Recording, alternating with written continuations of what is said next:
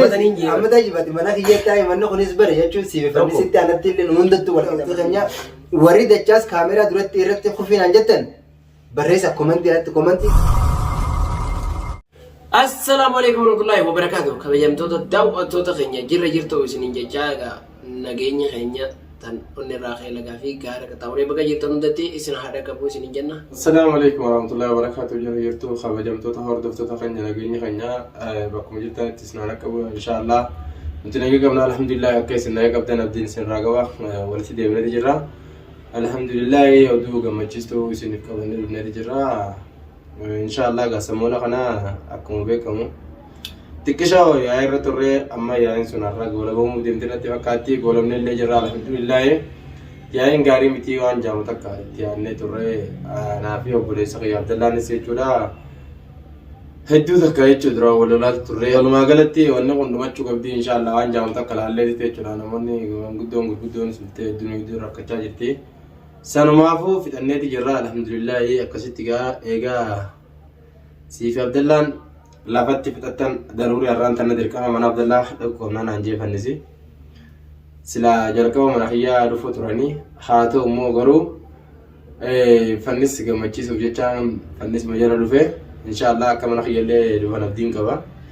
Isaan duraan mana kiyya dhufnaan anjaanii mana kiyya lakkeen dhufinaadha mana kiyyaa keessummaa biraa jira jeetiin akkasitti isaan maqaalee isaanii godhee dhufeen isin jaa daawwattoota keenya alhamdulillah garanne kan rabbiitii gaa anis fayyee ana Abdallaan illee walitti fayyine fayyaan teenya fayyaa waliin nu dhaabbattu rabbiin nu haa godhu jecha fannis gaatan jeeta mana dhageeffatu jira maali mana dhageeffatte garuu Tolchii ta'e irratti oo jirta hanga feeta sooti.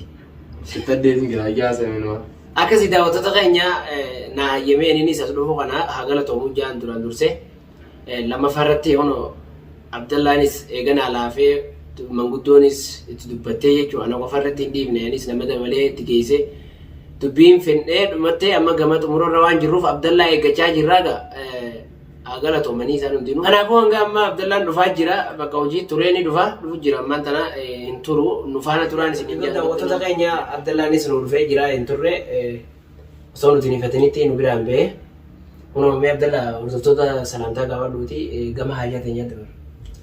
Assalamu alaikum warahmatullahi wabarakatuh. Kabajamtoota hordoftoota keenya akkam nagaa fayyaa qabdan akka nagaa fayyaa qabdan abdii sirraa qabna deebinee dhufnee jirra akkasiin isin jaa fannis na dura mana galee qulfina raabdatee irraan isaa fi dachaas mana tattaa'u jira waan nama leebi isaanumaa beeka.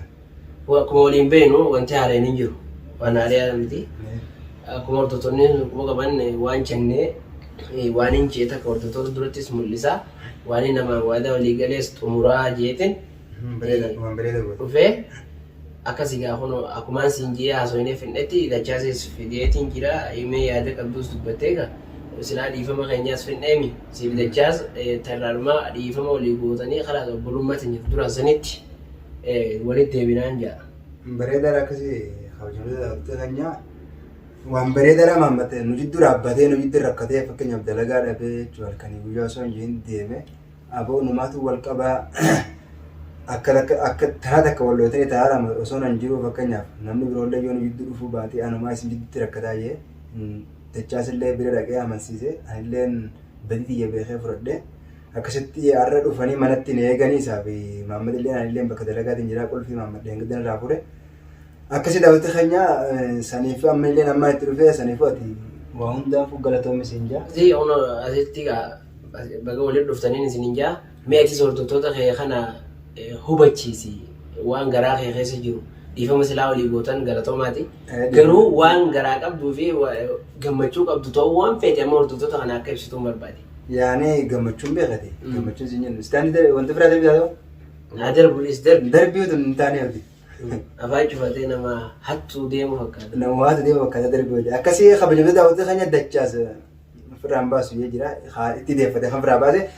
Akkasuma maaliif yaani maammannu jidduutti hamtuu teenya nu jiddu waliin jaalaa fi gammachuu keenya waliin nu fedhuudhaaf atilleen galatoome akka yaada kiyyaatti jecha saniifuu daawwattoota keenya walitti fayyinee jira fayyaan kaameeraa dura qollee miti viidiyoo waliin isinii waraabne malee wal biratti harkamnee viidiyoo waliin isinii waraabne malee jechuun alhamdulillah rabbi galanne haa ga'u nutillee anilleen fakkeenyaaf yoo akka beelleete dachaas illeen hamtuu biroo wantan goone fayyee jira mataa sanillee namarraa gootee waan kanarraa hafe waan rakkoo ta'e duraan irraa hafe inshallah illee na fuuldura deemee yoo inni miidhaa qabaatee illee akkuma viidiyoo duraarra jeetti ni wallaana ni obboleessa kiyya maaliif akka fedhe yoo ta'e nuti nama wal loluu ta'uu mitillee fakkeenyaaf walumatti waliin fakkaatee waliin buune shayitaanni beeka abbaa fedhe yoo namni waliin jira akkasitti shayitaanummaan jidduu seene malee hamtuu biroon qabnu jechuudha fakkeenyaaf tanu maliinaa sababa godhanne malee akkasii qabee daawwattee keenya ammoo waan sana irraa hafe isinillee nuuf wajjin turuu keessaniif galatoomaan jaa dachaas yaada qabdu irratti dabale. Akkas gaa daawwattoota keenya gaggaarii fi gaggaarii alhamdulillah galanii kan rabbiiti isin jecha har'a maaksiin tunis yoo baatan aarsitu tana firaan baasa akkana. Akkasii daawwattoota keenya gaa dhugaadha nuti walitti fayyineeti jira fayyanta rabbiiti. Maaliifuu nuti duraanis wajjin nyaachaa turre. Akkuma nama dura isin lafa dheeran isin jechaa ture ani hamtu takka illee qabuuf Abdallaadhaa fi Osmaan si dubbadhuuti jechuudha duraanis dogoggoran taana keesseene. Haa ta'u immoo har'a alhamdulillahi sun hundinuu jechuudha nu jidduu dhumtee. Kunis amma tajaajilati mana kiyyataa manni kunis bare jechuun siifannisitti anatti illee nu hundattuu wal qixamanneeti. Silaa jechuun ati numaatu jechuudha. Anumaatu si dhufuu qaba yaani maali waan dirqame waan dalagaadhaaf jira jiru.